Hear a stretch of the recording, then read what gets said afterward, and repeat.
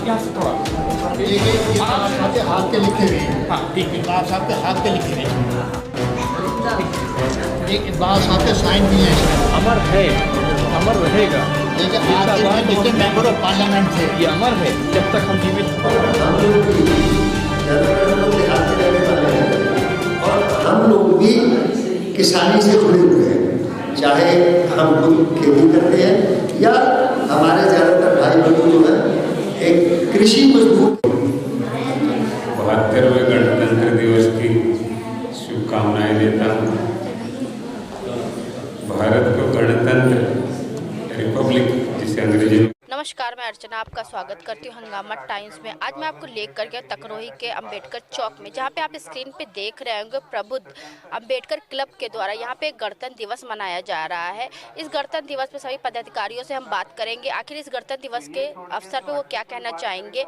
हंगामा टाइम्स की टीम की तरफ से आप सभी को 26 जनवरी गणतंत्र दिवस की हार्दिक शुभकामनाएं। गणतंत्र दिवस पे क्या खास कर रहे हैं और राजधानी में क्या खास हो रहा है, हमारे चैनल के साथ बने रहिए। हम आपको दिखाते रहेंगे कि इस 26 जनवरी पे उत्तर प्रदेश की राजधानी लखनऊ में क्या क्या हो रहा है। आइए चलते हैं और यहाँ के पदाधिकारियों से बात करते हैं।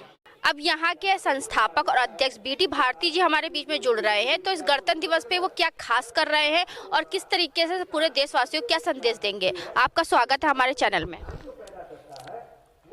मैं यहाँ पर जो है हम लोगों ने जो प्रोग्राम रखा है वो संविधान पर रखा है कि लोगों को संविधान की जानकारी दी जाए, क्योंकि आज के दिन हमारा भारतीय संविधान लागू हुआ और वो लागू तो हुआ लेकिन पेपर पे लागू हुआ। जमीनी स्तर पर अभी भी मनुस्मृति चल रही है। अभी भी जो सत्ता में बैठे हुए लोग हैं वो मनुस्मृति के अनुसार ही शासन चला रहे हैं। जैसे ये किसान आंदोलन चल रहा है, उसको रोक दिया बाहर दिल्ली के। 10 बार मीटिंग हुई, 11 बार मीटिंग हुई, कोई उस पर जो है अमल नहीं हुआ। तो इसका मतलब हमारी सरकार खुद संविधान को नहीं मानती है। और जो संविधान से जो चुन कर के जाते हैं हमारे MP MLA, वो खुद संविधान का सम्मान नहीं करते हैं। तो हमने यहाँ पर ये एक जागरूकता पैदा करने के लिए कि संविधान क्या है, संविधान के अंदर क्या है, कितने अनुच्छेद है संविधान में और संविधान की प्रस्तावना क्या है, इस पर हमने खास लोगों को आमंत्रित किया था, जिसमें हमारे डॉक्टर अम्बेडकर विश्वविद्यालय के प्रोफेसर हैं मौर्य जी, और ये हमारे निम्बेकर जी हैं जो रेलवे में कंपनी कमांडर थे RPF में, वहाँ से रिटायर हुए हैं। आज 81 साल के हैं लेकिन एकदम युवा लगते हैं।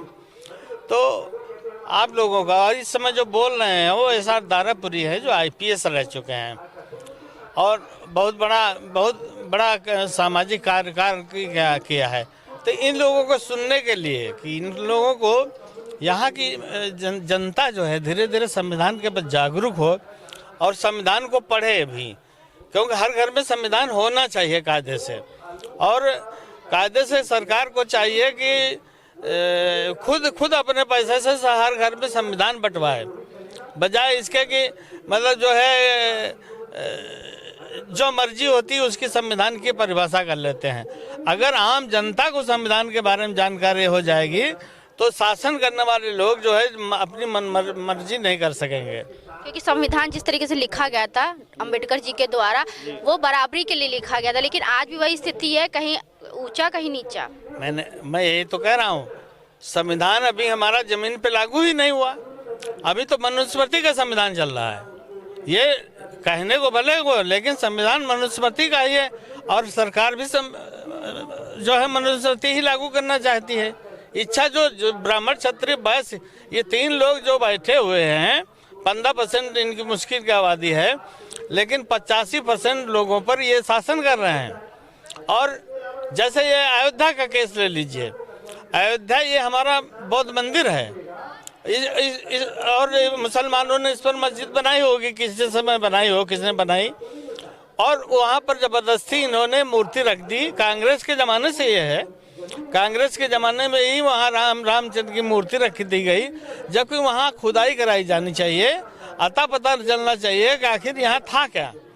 वो नहीं हुआ। उन्होंने एक गैर कानूनी ढंग से मस्जिद को तोड़ दिया, वहाँ जो बनी हुई थी, और खुदाई भी नहीं कराई। खुदाई में सब बहुत भगवान बुद्ध की मूर्ति और भगवान बुद्ध के ही सब वो मिलते हैं वहाँ पर, जो भी भगवान बुद्ध के संबंध में सामग्री मिली है उसको इन लोगों ने तो जो है क्रेशन में डाल के तोड़ दिया, सुरक्षित भी नहीं किया। तो ये लोकतंत्र कहाँ? ये तो जैसे अब ये आपका कश्मीर है, कश्मीर में धारा 420 जाना तो क्या है, 370 सॉरी, धारा 370 जो है वो जबरदस्ती थोपी गई।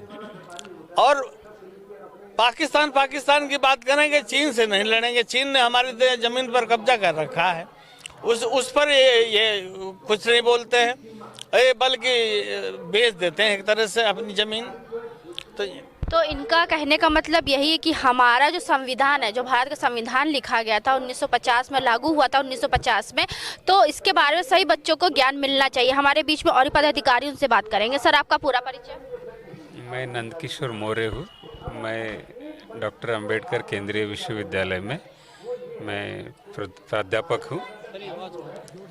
तो जिस तरीके से हम आज स्थापना दिवस मनाई जा रही है, जो हमारा संविधान आज स्थापना हुआ था जिसका, तो इसके बारे में क्या कहेंगे और बच्चों से क्या शिक्षा देना चाहेंगे बच्चों? ये तो देखिए, भारत ने 71 साल अपने संविधान के साथ बिताए। ये 72वां गणतंत्र दिवस हम लोग मना रहे हैं। और जब गणतंत्र दिवस 72 जब साल हो जाते हैं तो उसके बारे में क्या हमने सही मायने में भारतीय संविधान को लोगों के जहन तक उतारा है? क्या लोगों के जहन में भारत का संविधान असली मायने में है, या भारत के जो लोकतांत्रिक व्यवस्था के जो विभिन्न अंग है, जैसे कि कार्यप्रणाली है, न्यायपालिका है, या माध्यम है, या तो फिर हमारे सांसद है, तो क्या इन सभी जो तंत्र है हमारे लोकतंत्र के, क्या वो सही मायने में भारत के संविधान की जो आत्मा है उसको लेकर चल रहे हैं? इस पे चर्चा करने की ज़रूरत थी। और ये जो संस्था है जिसने इसके ऊपर एक आज कार्यशाला की है, तो यही बातें आज चर्चा अभी काफ़ी प्रासंगिक होती है, क्योंकि 72 साल के गणतंत्र में अगर हमें काफ़ी खामियां या कमियां अगर नज़र आती है तो उसके ऊपर चर्चा तो लाजमी है। दूसरी बात यह है कि अगर हम चाहें कि भारत में असली मायने में अगर लोकतंत्र आए तो भारत में सामाजिक लोकतंत्र पहले प्रस्तापित करना पड़ेगा, क्योंकि राजनीतिक लोकतंत्र, राजनीतिक समानता और सामाजिक असमानता दोनों एक साथ नहीं चल सकती। ये डॉक्टर अंबेडकर साहब ने जब संविधान सभा में जब भारत के संविधान का जब मसूदा प्रस्तुत किया था, तब उन्होंने उसके बारे में लोगों को आगाह किया था। हमें अभी ज़रूरत है कि जब डॉक्टर अंबेडकर साहब ने 1949 में जब ये बात कही थी कि पहले तो आप राजनीतिक समानता को अच्छे तरीके से प्रस्तापित करने के लिए सामाजिक समानता प्रस्तापित करें। अब सामाजिक समानता तो दूर ही दूर, लेकिन असमानता के काफ़ी पहलू लोगों के सामने नज़र आ रहे। तो 72वें गणतंत्र दिवस जब हम मना रहे हैं तो हमें इसके बारे में चर्चा करना ये लाजमी है। समाज, भारत का समाज, बहुतांश समाज भारत के संविधान को मानता है, जानने की कोशिश भी करता है। उसको भूख है कि भारत अगर संविधान के रास्ते पे जाएगा तो भारत में सामाजिक समानता ज़रूर महसूस होगी। और उसकी सामाजिक समानता जब तक नहीं आएगी तब तक हमें फिर राजनीतिक समानता को लेकर हम लोग ज़्यादा चर्चा नहीं कर पाएंगे, क्योंकि राजनीतिक व्यवस्था जो है, आप जान रहे हैं कि लोगों को काफ़ी हद तक राजनीतिक अधिकार तो मिले, लेकिन सामाजिक अधिकारों को लेकर अभी भी उनको लड़ाई बड़ी लड़नी पड़ेगी, और लड़ाई वो लड़ रहे हैं। ये बात आपने अच्छी कही कि चर्चा तो हमें जरूर करनी चाहिए, क्योंकि जो हमारा भारत का संविधान है, जब तक हम अपने से जूनियर से, अपने छोटे से लोगों से चर्चा नहीं करेंगे, तब तक उनको पता नहीं चलेगा कि हमारा संविधान क्या है और किस तरीके से सभी को समानता का एक अधिकार दिया गया है। जी, आपने सही सवाल किया कि सामाजिक समानता में सिर्फ सामाजिक समानता इस तरीके से ना ले कि उसमें लैंगिक समानता भी है। क्या महिलाओं का योगदान भारत के विकास में सभी तरीके से हो रहा है? क्या क्या जो गर्ल्स है, जो बच्चियों की जो शिक्षा है उसको लेकर के हम लोग सजग है। दूसरी बात ये है कि क्या रोज़गार का अवसर जो हमारे आर्थिक सशक्तिकरण का एक बड़ा पहलू होता है, क्या रोज़गार की सुविधाएं या रोज़गार के मौके समाज के विभिन्न अंगों को मिल रहे हैं। निम्बेकर, जो ये मोतीराम जी का बुद्ध विहार है, इसका मैं संरक्षक हूँ और आज यह संविधान के बारे में गोष्ठी हो रही है। मेरे पास बाबा साहब का हाथ का लिखा हुआ ओरिजिनल संविधान है, जो बाबा साहब ने लिखा था उसकी सत्य प्रतिलिपि मेरे पास है, जो मैं आपको दिखाना चाहता हूँ। लिखा हुआ ओरिजिनल संविधान है जिसकी सत्य प्रतिलिपि मेरे पास है। तो जिस तरीके से आप यहाँ पे हमारी स्क्रीन हंगामा टाइम्स न्यूज़ चैनल की स्क्रीन पे देख रहे हैं कि बाबा साहब जी ने जो संविधान लिखा था उसकी ओरिजिनल लिपि आपको दिखाया जा रहा है कि किस तरीके से संविधान जो लिखा गया था उसमें क्या क्या चीज़ें लिखी गई थी। यहाँ के पदाधिकारी बताएंगे भी इसके बारे में। देखिए ये पैराग्राफ है जो मेन उद्देश्य है, संविधान का मेन उद्देश्य है। ये हमारा मूल उद्देश्य संविधान का ये है, ये जो सब जगह मिलेगा आपको। तो किस इस बेस के ऊपर हमारा पूरा भारतवर्ष का संविधान इस बेस के ऊपर डिपेंड करता है। बाबा साहब ने जो पॉइंट लिखे हैं, इसके अंदर कुछ धार्मिक चित्र भी हैं। तो कुछ क्लियर करिए क्या लिखा है इसमें। वो तरीके जो आर्टिकल है, जो संविधान है पूरा आर्टिकल सबका सब वो लिखा हुआ है। जो संविधान है भारतवर्ष का पूरा पहला ये, उसके बाद बहुत अमेंडमेंट हुए हैं काफ़ी, लेकिन जो शुरुआत में संविधान था ये ओरिजिनल है। यानी कि इसको ओरिजिनल लिखा गया है, बाद में जो अब संविधान है तो उसमें कुछ बदलाव करेंगे। कुछ पॉइंट में, कुछ आर्टिकल में अमेंडमेंट किए जा रहे हैं, वो अमेंडमेंट किए, लेकिन शुरुआत का संविधान ये है हमारा। 18 चित्र हैं, भगवान बुद्ध का है, गांधी जी का है, महावीर जी का है और आपका नालंदा का है। इस प्रकार के इसके अंदर चित्र दिए हुए हैं। तो मैंने पूछा था इसमें कुछ धार्मिक चित्र भी हैं, कृष्ण जैसे कृष्ण का महाभारत का चित्र भी है। तो हमने ये पूछा भी चित्र क्यों है, शिव जी का भी तांडव करते हुए चित्र है।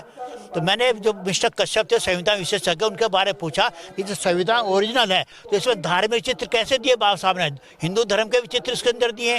तो मुझे कश्यप जी ने बताया कि संविधान जो सभी धर्म को मानने वाला, भारत के अंदर सभी धर्म को मानने वाला, हिंदू मुस्लिम सिख ईसाई सभी हों, तो सभी धर्मों को उन्होंने इसके अंदर चित्र बाबा साहब ने दिए। क्योंकि भारतवर्ष जो है क्या कहना चाहिए, धर्मनिरपेक्ष भारत संविधान हमारा भारतवर्ष जो धर्मनिरपेक्ष है, इसलिए बाबा साहब ने इसके अंदर चित्र दिए हैं। तो जिस तरीके से आपने संविधान के बारे में बताया, तो चलते चलते ये बताइए कि सभी देशवासियों को गणतंत्र दिवस पे क्या कहना चाहिए। गणतंत्र दिवस में ये कहना चाहूँगा कि हमारा जो संविधान इसी से देश चलना चाहिए और इसी से देश चलाया जाता है।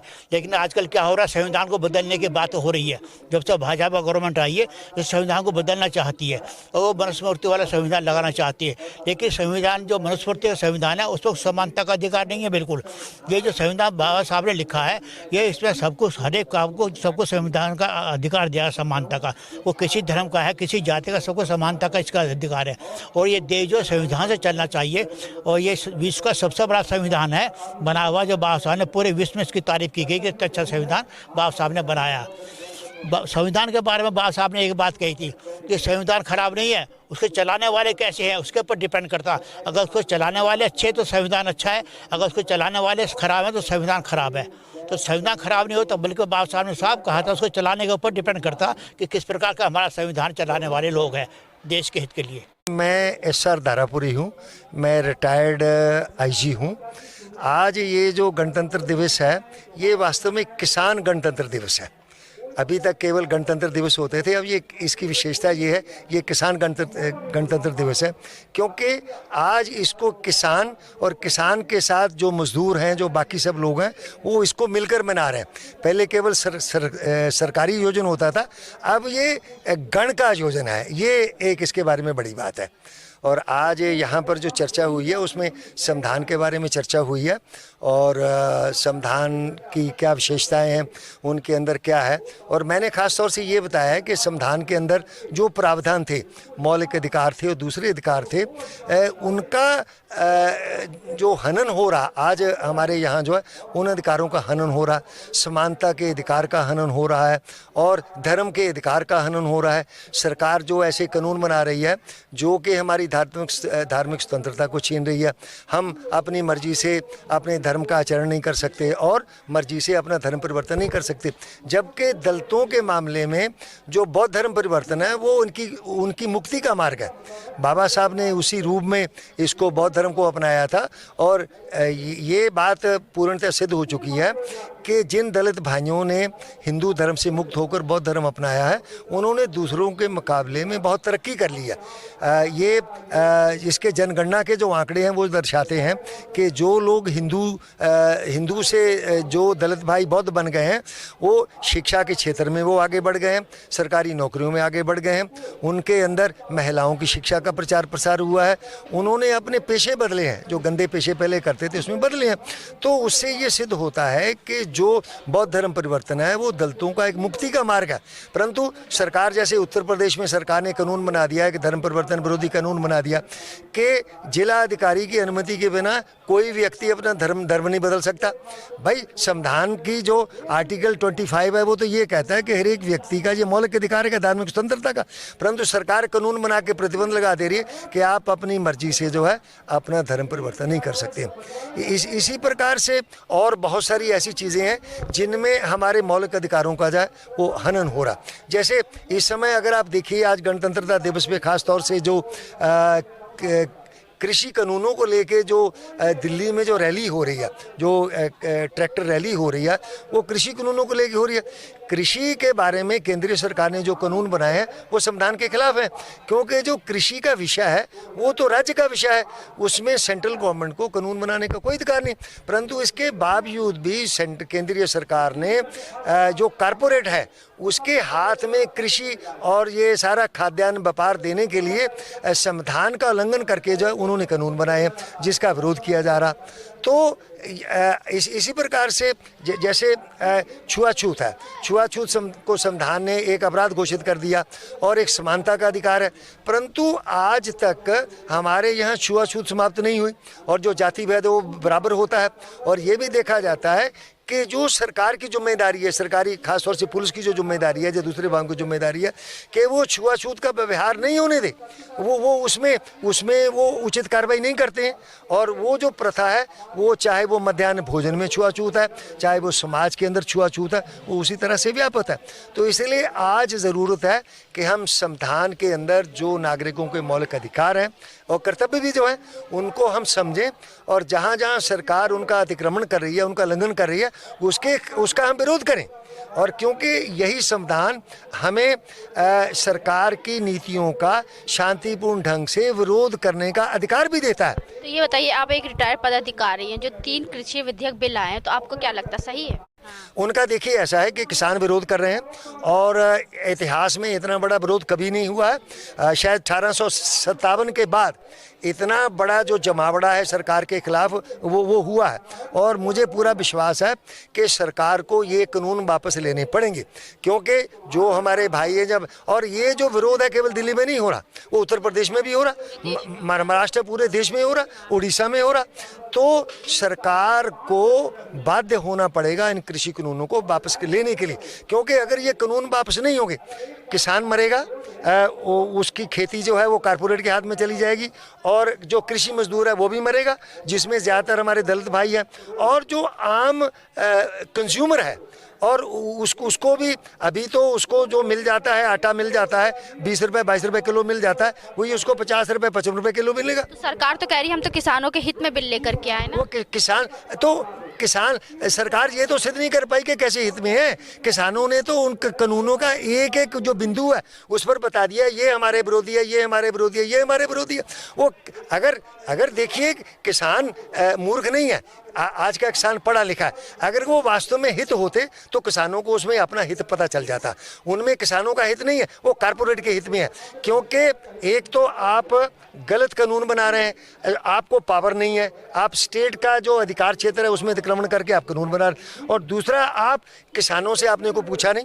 अगर आपका उद्देश्य ये था कि हमें कृषि को उन्नत करना है, उसमें उसको कुछ बदलाव लाना है, तो आपको पहले व्यापक स्तर पर किसानों से बातचीत करनी चाहिए थी, उनका रुख जानना चाहिए था, था, उनके उनके व्यूज जाने जाने, वो तो आपने किसी ने पूछा नहीं।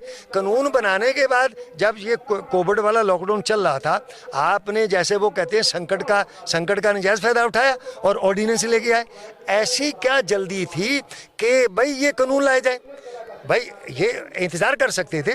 सरकार इसके बाद जो है, जब ये सब नॉर्मल हो जाता है, सरकार पूरे देश में एक ड्राफ्ट बनाती, उसको सर्कुलेट करती, लोगों के विचार लेती और पार्लियामेंट में उस पर डिस्कशन होता, उसके बाद कानून बनता। आपने तो ऐसा किया नहीं, आपने सब जल्दबाजी में किया। और जिस प्रकार से राज्यसभा में सारी प्रक्रिया का अतिक्रमण करके आपने बहस नहीं होने दी, आपने वोटिंग नहीं होने दी और आपने सिलेक्ट कमेटी को रेफर नहीं किया, तो इसका मतलब क्या है कि आप किसी खास उद्देश्य से इसको जल्दबाजी में कर रहे हैं और सारी प्रक्रिया को धत्ता बता के आप कर रहे हैं। और वो आप किसके पक्ष में कर रहे हैं? आप अंबानी और अडानी के पक्ष में कर रहे हैं, क्योंकि उनके रिलायंस फ्रेश स्टोर जो है वो उनके खुल रहे हैं, उनके हैं। और जो अडानी है वो सारा जो है अपने स्टोरेज कर रहा, और अंबानी जो है और कारपोरेट खेती करवा रहे हैं, रिलायंस वाले कारपोरेट खेती करवा रहे हैं। तो आप कृषि जो है वो आम लोगों से छीन के, आम किसानों से छीन के आप खेती जो है वो कारपोरेट के हाथ में देना चाहते हैं, क्योंकि खेती एक ऐसा क्षेत्र है जिसमें बहुत मुनाफा है, बहुत। क्योंकि भाई अनाज सबको खाना ही खाना है, सब्जी सबको खानी है, दालें खानी है, तो वो एक ऐसी आइटम है जो कि कारपोरेट के हाथ में चली जाएगी तो गरीबों का खून मतलब उसमें नहीं चढ़ेगा। अब जो 22 रुपये किलो आपको मिल रहा है, आपको 50 रुपये लेना पड़ेगा, 50। तो इसीलिए किसान इसका विरोध कर रहे हैं। और ये कानून केवल किसान विरोधी नहीं है, ये मजदूर विरोधी भी है और आम नागरिक का विरोधी भी है। और मुझे विश्वास है कि जितनी मजबूती के साथ इसका विरोध किया जा रहा है, सरकार को इसके सामने झुकना पड़ेगा और सरकार को सद्बुद्धि होनी चाहिए, उन्हें खुद जो है कानून वापस ले लेनी चाहिए।